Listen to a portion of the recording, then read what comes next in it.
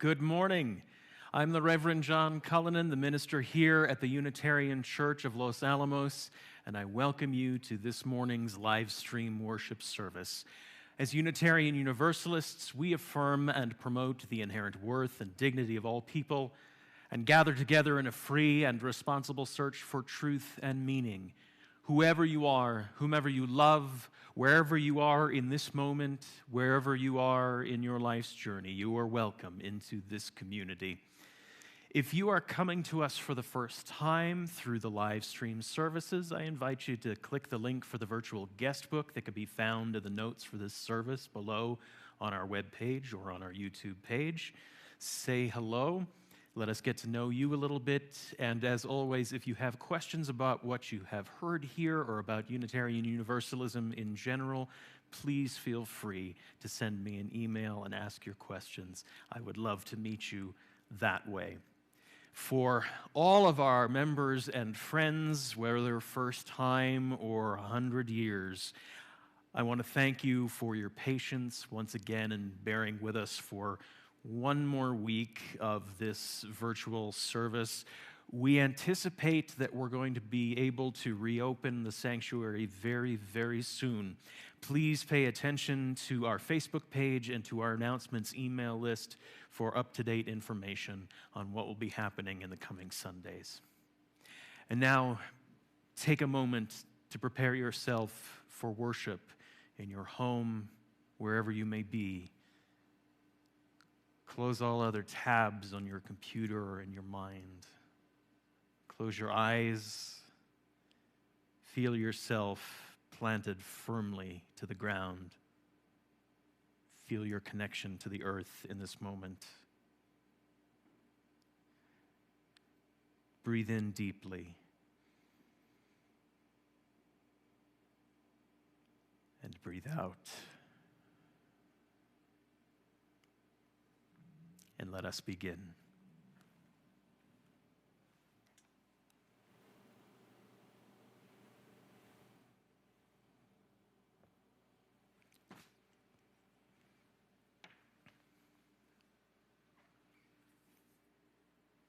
We gather into this circle in spirit, if not in body. We gather into this circle of care to dream, to envision, to embody and achieve the compassion we dream, the justice we envision, the dignity of each in an ever-growing circle of love and justice. Come, let us worship together.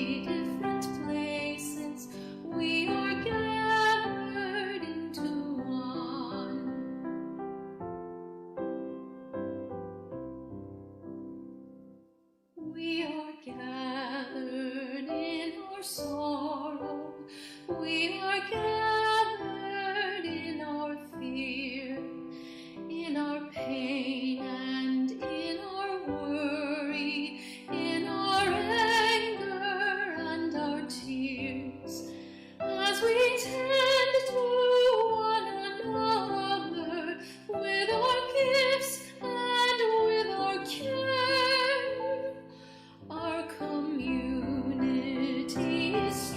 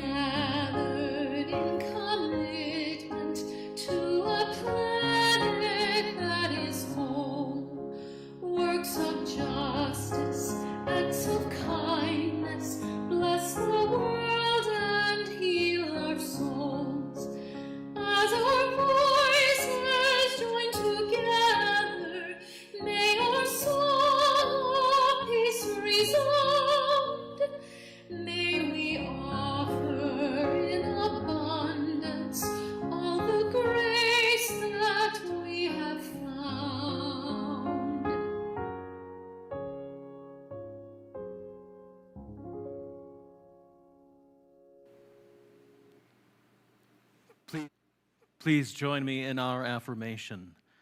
Love is the doctrine of this church. The quest for truth is its sacrament, and service is its prayer. To dwell together in peace, to seek knowledge in freedom, to serve life in fellowship, to the end that all souls shall grow in harmony. Thus do we covenant with each and with all. For all our joys, all our sorrows, whether we share them with one another or we hold them in the quiet, tender places of our hearts, let us be together now in a moment of silence.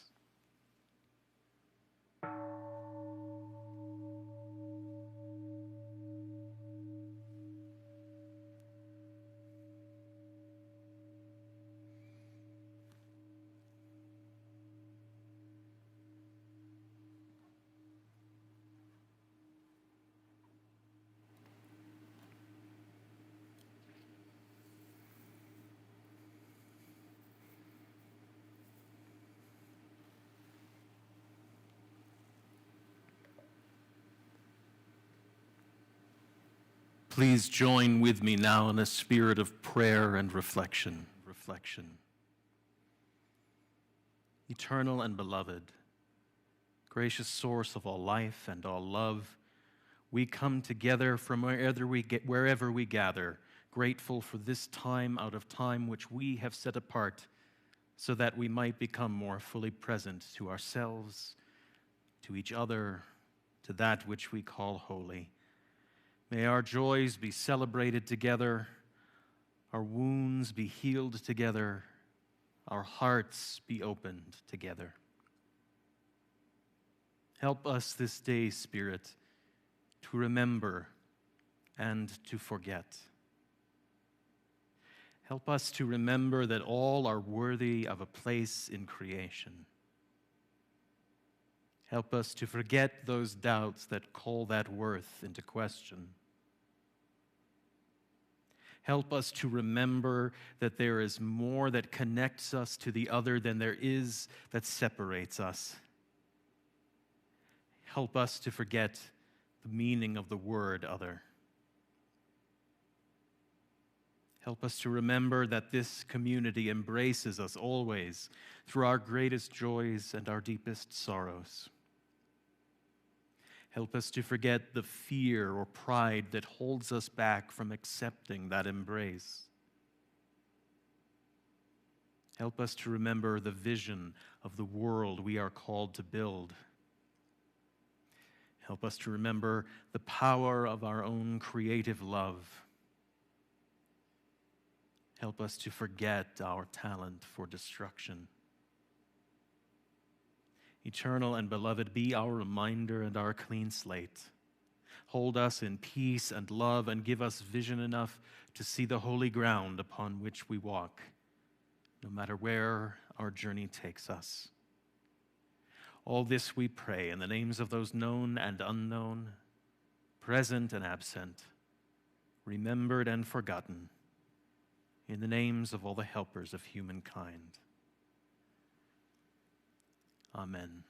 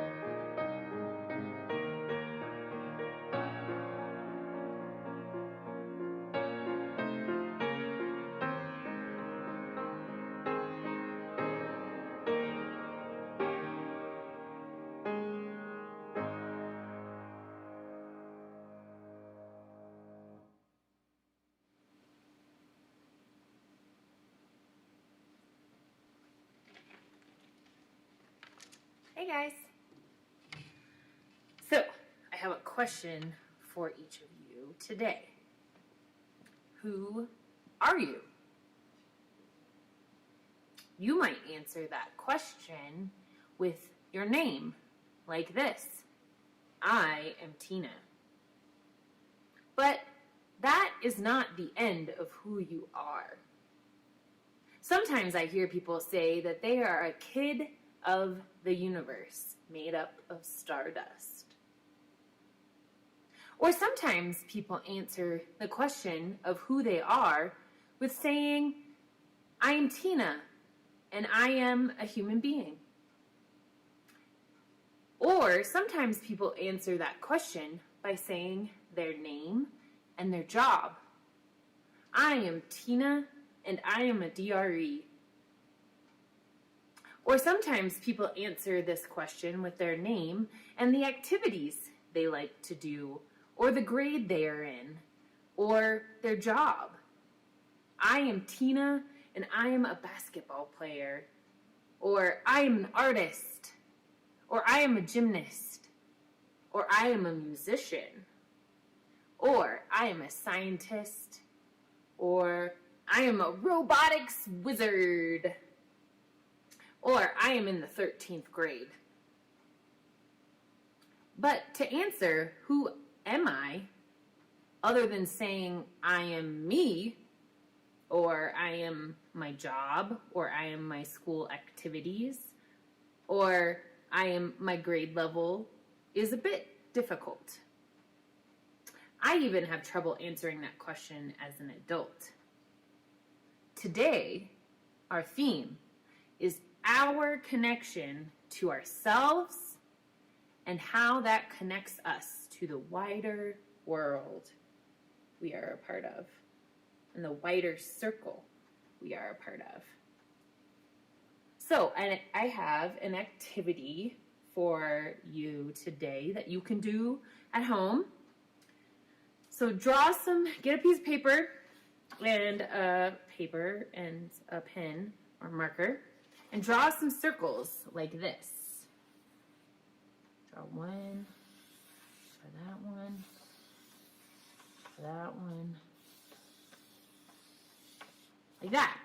Like draw some circles like that, if you can do that. So in the middle, we're gonna put ourself. Okay, so I'm gonna put Tina in the middle. Then, next, we put those who are closest to us. Maybe our family members or close friends. Family, friends. Maybe our pets. Pets. So you can do that in the next circle, you see? And then we can put people further out. Maybe our extended family. Maybe our teachers or our coaches, or our work friends, or our church friends, right? So teachers, coaches, church friends.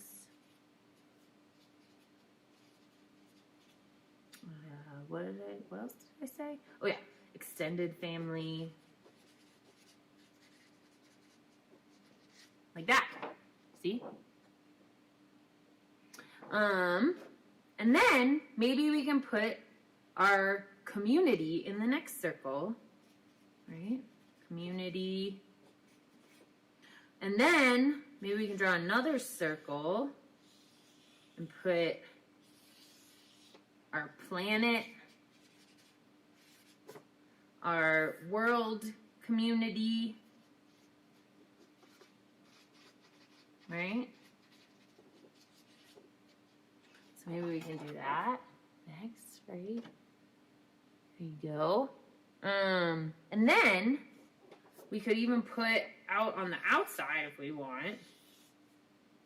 I'll try to draw that. We could even put our universe, because we are connected to our universe too, you see? So really, you get to fill out the circles for yourself.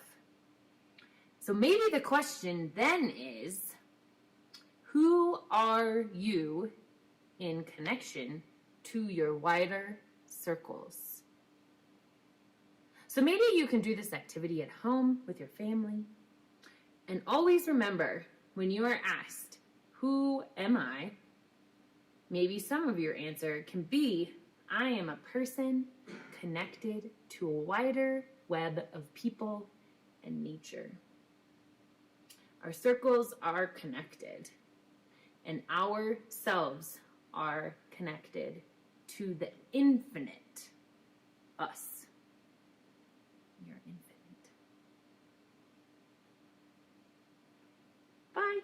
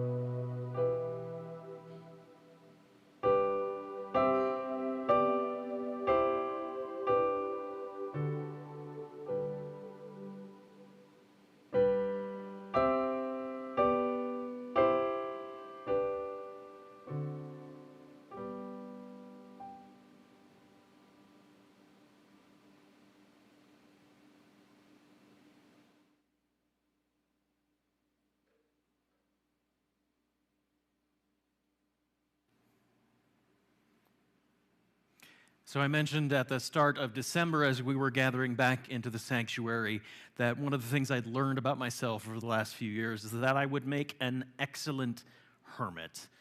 And just to give you a little bit of a progress update, the hermitage continues apace, especially during these cold winter months when it just hurts to leave the house sometimes. But a little in the late part of this past week, I had the compulsion to poke my head up out of my little hidey hole. And I waited for a couple of days after Groundhog Day so that I wouldn't overshadow the groundhogs in my own experimentation. But once they had done their thing, I poked my head up. And one of the first things I saw was a story in the Washington Post about how Delta Airlines had started requesting from the Justice Department that they work together to create a no-fly list for everyone who had been charged with aggressive behavior towards airline staff and crew on airplanes. Because the past year had seen an exponential growth in the number of cases of passenger aggression. Almost 4,000 in 2021, and that was 3 times or more what they had seen in 2020. And I took a look at that, and I kind of took it in as evidence of the ever-increasing meanness and self-centeredness of humanity, and I noped right back into my hermitage. I didn't want to come out of the hole. And yet, something unsettled me. Something still was tugging at me, asking me to come out of the hole, draw me out, rejoin the world. I was still being called outward and forward and into engagement. And how, in spite of the evidence that I had just witnessed, how was it still possible I felt that pull? In the beginning, there was almost nothing. A void, and within the void, one single point of matter. Now, that point of matter was self-aware in so much as it knew it existed, but beyond that, it did not know what or who it was, and it had a burning desire to know.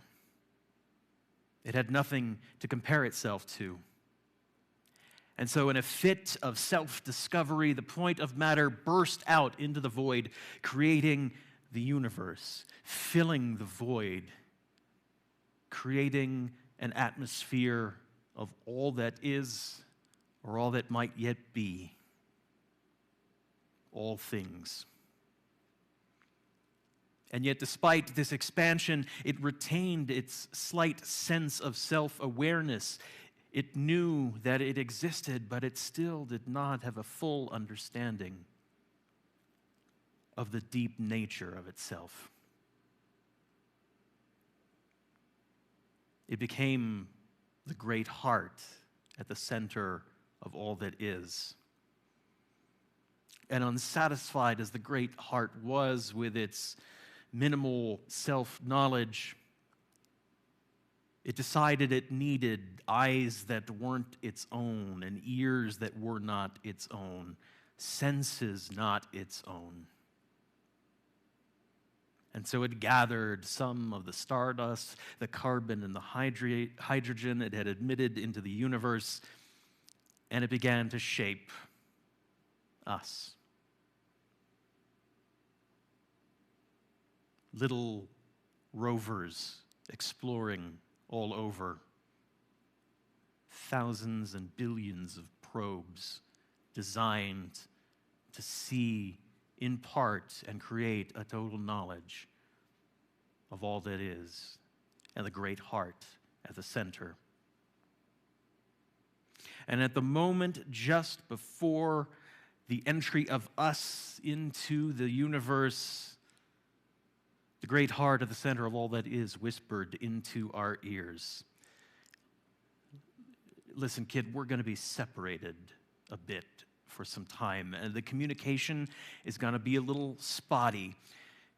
But in the relative span of time, you're only going to be away from me for a few minutes. And in those few cosmic minutes, this is what I need you to do. I need you to do everything you can to know yourself and to know the fullness of others and to know within your own limited capacity me to the fullest extent you can. And then when those few minutes are up, you will return to the great heart. You will come home and you will share all that you have come to know so that we may know, so that I may know the fullness of us. And then we are born. And we lose all consciousness of that great commission from the great heart. The finite self is unlinked from the infinite of all that is. And we experience ourself as just a self. And in that moment, we experience the first split of the bubbles within the self. For as an infant, we know ourselves as the center of the universe. And at the same time, we are completely dependent upon everyone and everything around us just to merely survive. And thus we have two bubbles within, the self and the complete dependence. And in the brief time that we have here in our life, we spend a lot of it trying to reconcile those two, trying to live in the paradox of them. And in trying to reconcile the two over time, more and more bubbles within our own self start to form. Some of them arise because we are trying to uncover who it is that we are. We experiment with new ideas, with new activities, with new people, trying to get a sense of the fullness of who we are. And sometimes those bubbles of self arise because it is necessary, because we have a need that is not being filled and we need to create something within us to take care of that, or we need to create some sort of defense against some pain we do not wish to feel again. And over time, we become multiple selves within the wholeness of ourselves. And this is not a bad situation, and it's not a good situation, but it's just the situation of being human.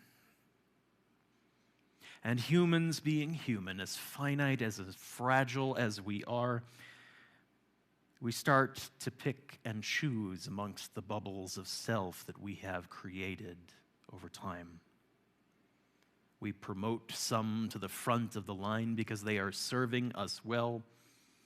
We retire some others that we don't necessarily need anymore, but they still exist with us, and some we don't want to deal with, and we just bury them away where nobody can find them. And in picking and choosing, eventually we come to an idea that says, this is me. And yet through this project of discovering who me is, the echo of that commission of the great heart still calls us. But the sense of me that we have picked creates the lens or the lenses through which we will observe ourself and others and all that is to the extent that we can. And that is the heart of the human project. We are trying to reconcile our place in the call of that infinite with all of our finitude, all of the limits that were inherent in us or that we invented. we are trying to figure out our relationship to all that is, which some of you will remember is my definition for doing theology. Now, some of us never leave those tightly bounded bubbles of me or of us, because soon we start to use those lenses, those bubbles, as a selection criteria for who is the us we are observing and interacting with. Some never leave that place of me, but sometimes something opens within us. Sometimes the question of who am I shifts to why am I? Why do I? What is this all about? Sometimes we have that you are here moment where we start to see ourselves as more than just the center of all things. We shift from a place of self-centeredness to a place of observing outward, to a sense of ourself observing ourself. And the self then becomes the subject of some of our own data collection in that commission. And when we become the self observing the self, all of a sudden we see that we are a self in inescapable relationship with all the other selves, here and now, in the future, in our past. And this is the point where we move out of a sense of finiteness into a sense of integration, resolving that sense of self between the finite and the infinite, expanding our sense of self outside of the bubbles that we picked and chose to embrace all the other myriad bits of self that we have uncovered and built over the span of our life.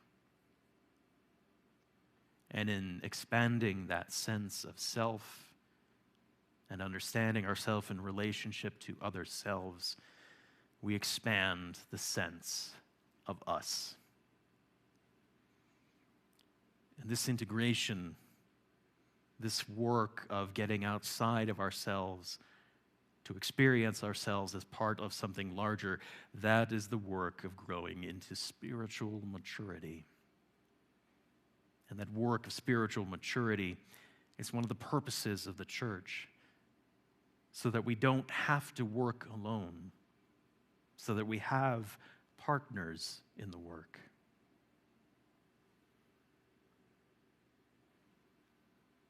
And as we integrate, as we grow into that maturity, we come to recall the mission of the Great Heart in a deeper sense. That we are not just observing cold-heartedly, but we are teasing out the nature of the bonds we share with all that is, out of all the complexity that we can't yet understand. We understand the mission is to see and to accept all that is without mistaking our own sense of self for the expansiveness of us and the great heart at the center of all that is.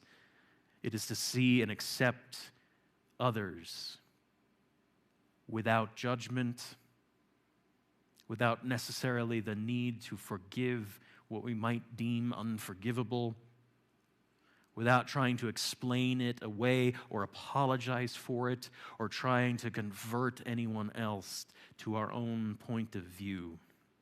We are just seeing and accepting the connections as they are.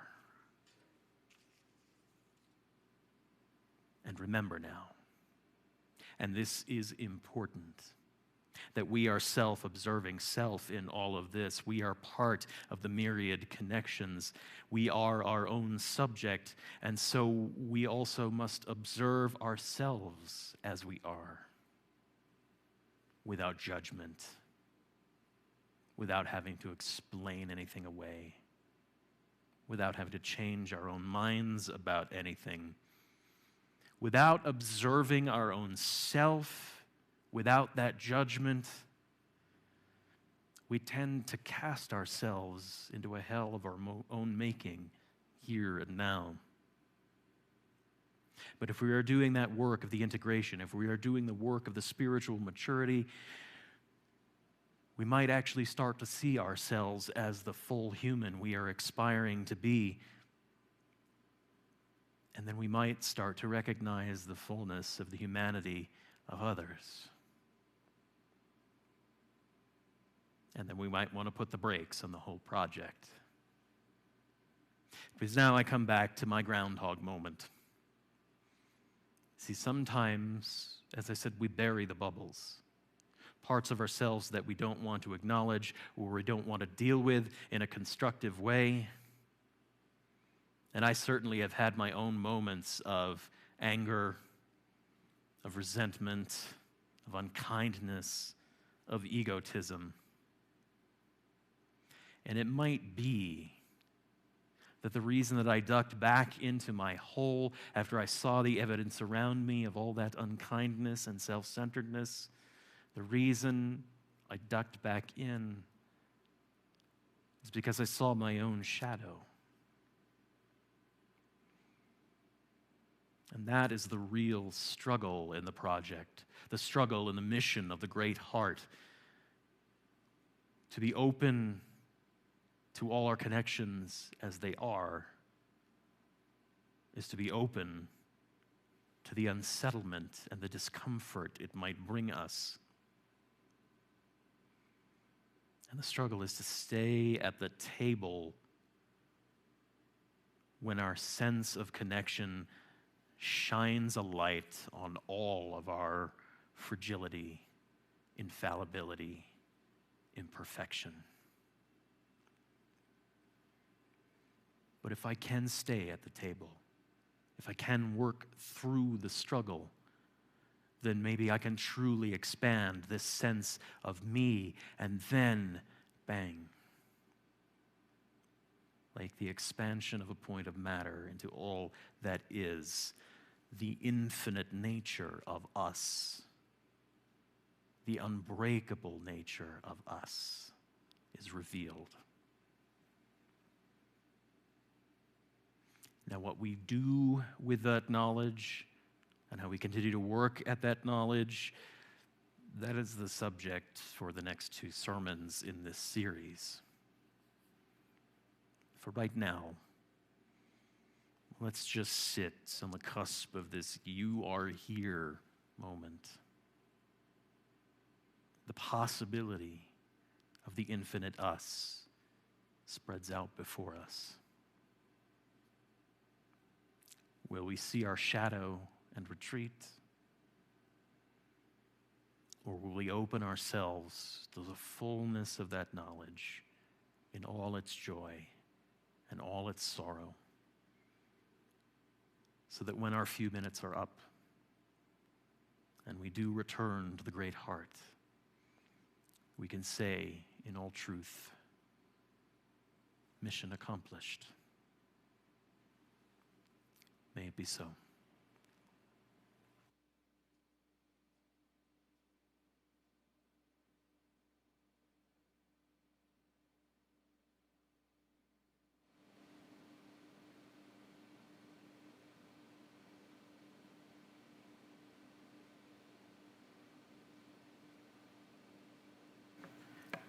Our offering for the month of February is taken up on behalf of our friends at Lutheran Family Services in support of their work with the Afghan Refugee Resettlement Project.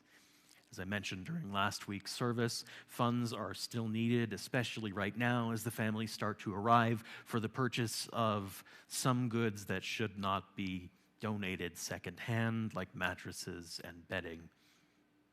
All cash and undesignated funds that we receive here at the church or through the Givelify app will be given to Lutheran Family Services at the end of the month. Consider what you can give. Give as generously as you can. And may what you give bring you joy and into deeper relationship with this community.